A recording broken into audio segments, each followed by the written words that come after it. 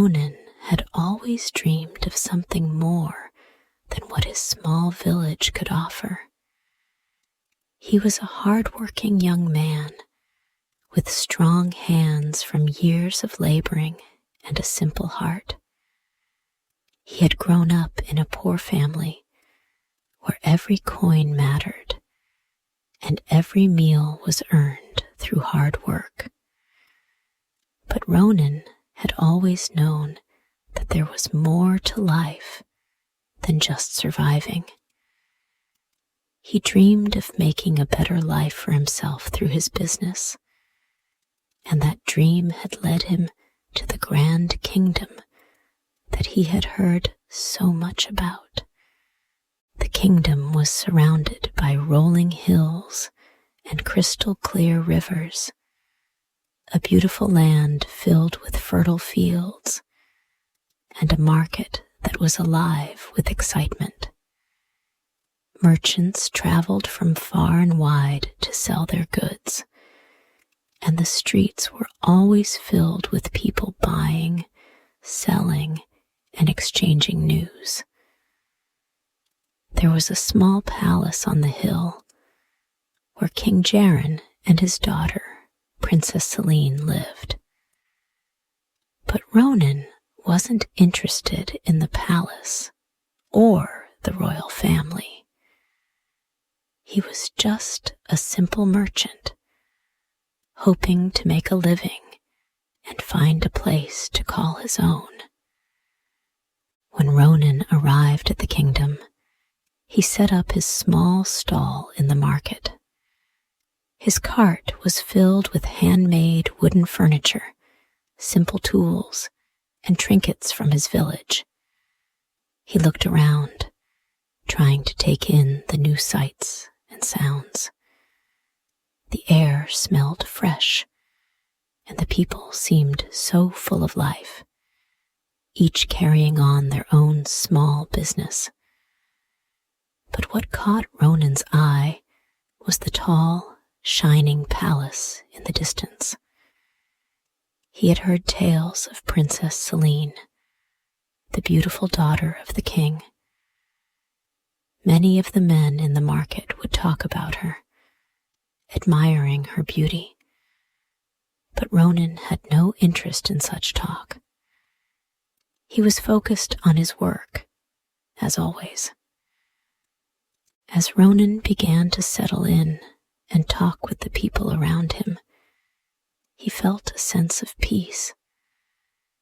The people here were friendly, and they seemed to appreciate his honesty and straightforward manner. He never lied to make a sale, and he never took advantage of anyone.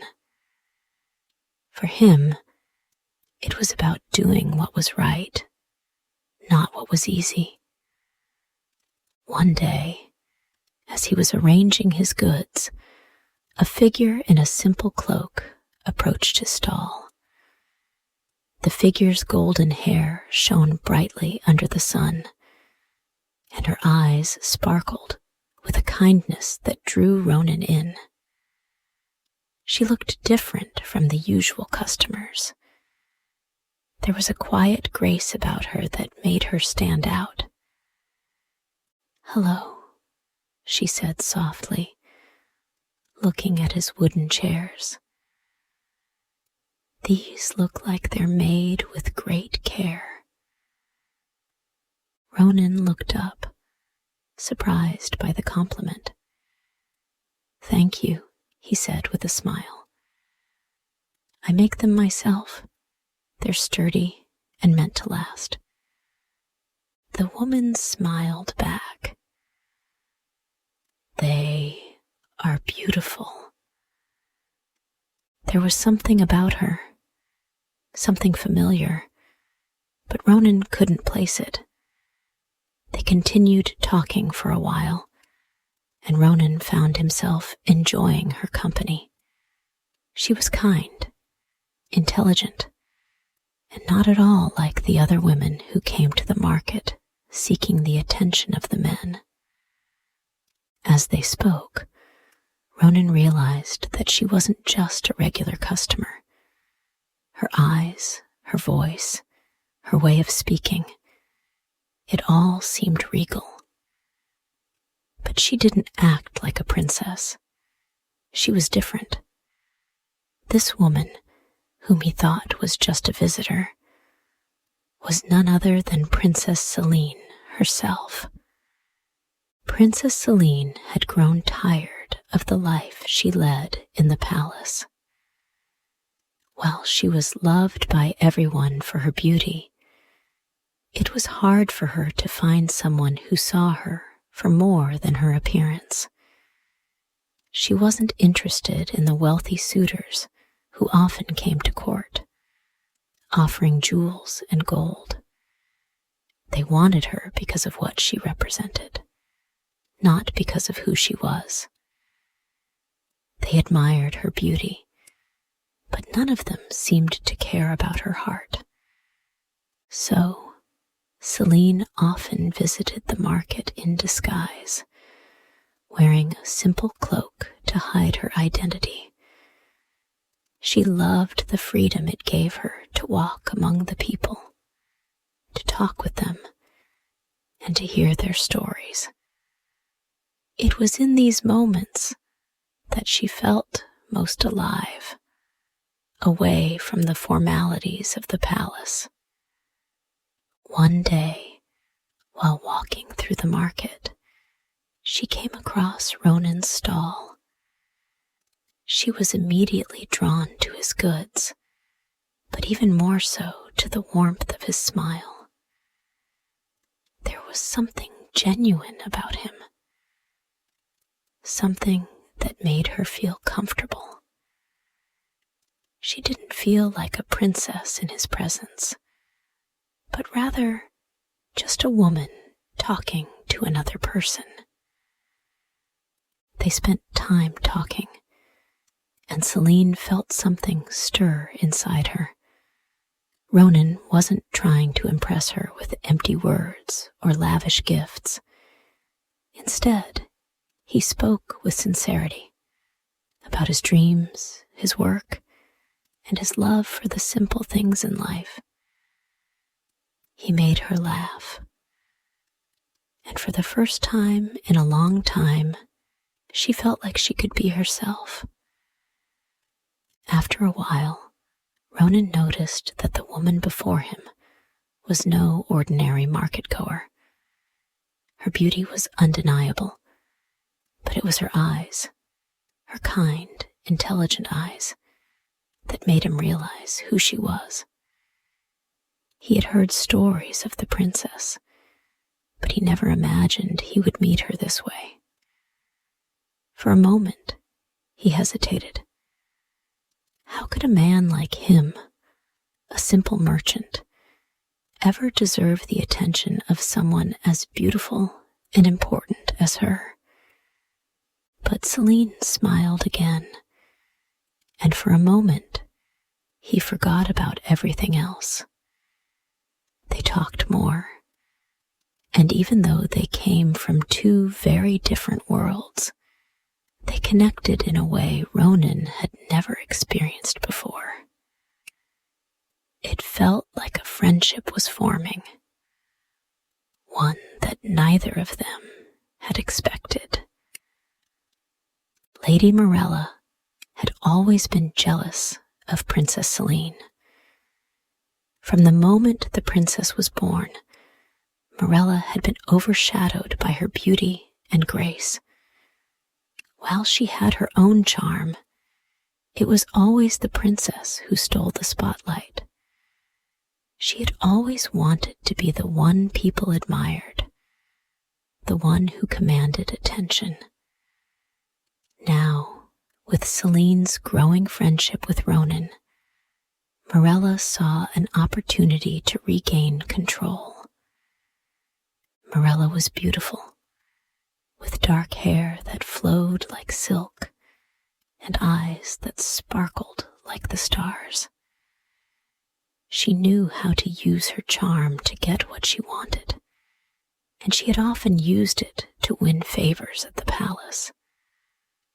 But the princess's growing closeness to Ronan was not something she could ignore. Mirella feared that Celine might choose him, a humble merchant, over one of the noble suitors. One evening, as they sat in the palace, Mirella spoke to King Jaran.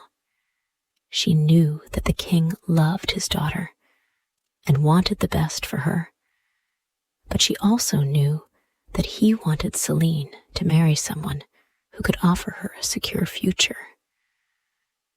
"Your Majesty," Mirella said, her voice soft but firm, "I believe the princess needs a more refined suitor, someone who can offer her the life she deserves. A man like Ronan, with no wealth or title, cannot give her the security she needs." King Jaran listened, nodding thoughtfully. While he trusted Celine's judgment, he couldn't help but feel concerned. Celine had always been a kind and wise young woman, but her heart seemed to be drawn to someone who could not provide her with what the court expected. As the days passed, Celine found herself torn between two worlds. On one side was Ronan, the man who had treated her with such kindness, who had listened to her without expecting anything in return. He made her laugh, and he showed her a different way of living, a life without the pressure of appearances and expectations. On the other side was the reality of her royal duty. Her father, King Jaran, had always told her that she needed to marry someone who could help secure the kingdom's future, someone with wealth, land, and power. He wanted her to choose someone who could stand by her side and rule with wisdom and strength. But Celine was torn. She did not want to marry for anything other than love. She did not want to be a symbol or a prize to be won by the wealthiest man. She wanted to choose someone who saw her for who she was, someone who valued her heart above all else. Lady Mirella's words echoed in her mind, and for the first time, Celine began to question her own feelings. Was she just fooling herself? Could Ronan really offer her the life she wanted? One evening, as the sun began to set, Ronan found Princess Celine sitting alone in the palace garden. He had been thinking about her a lot, and he could no longer hold back the feelings that had been growing inside him. "Princess," he said softly, his voice filled with warmth and sincerity, "I know we come from different worlds, and I don't have the wealth or the title that others might offer you. But what I do have is my heart. I have always dreamed of a life where honesty and kindness matter more than anything else. And I see those same values in you." Celine looked up at him, surprised. She had never expected him to say something like this. She had always known there was something special about Ronan, but hearing him speak so honestly made her heart swell.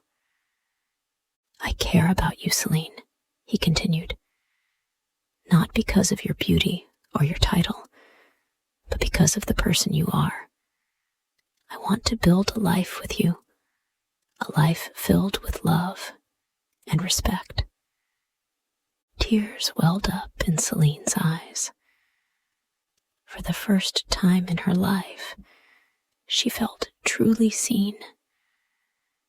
She had always been judged for her appearance, but Ronan saw her heart. She smiled softly, her heart racing. I feel the same way. Now, from this point, the story will be continued in the next part.